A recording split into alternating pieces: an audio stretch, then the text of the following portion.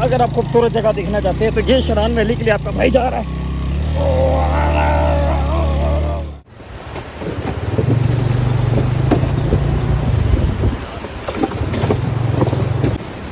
इस टाइम हम लोग शरान पुल पे मौजूद है और अगर शरान वैली मुझे अच्छी लगी समझो आपको अच्छी लगेगी।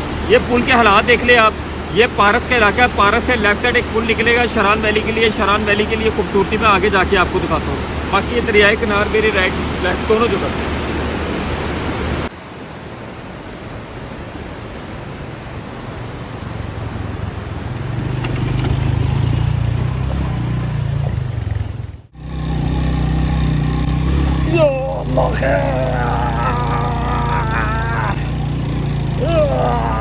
दौर बहुत लग रहा है भाई।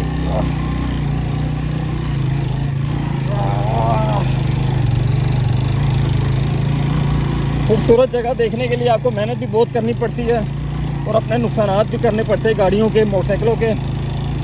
अगर आप खूबसूरत जगह देखना चाहते हैं तो ये शरान वैली के लिए आपका भाई जा रहा है।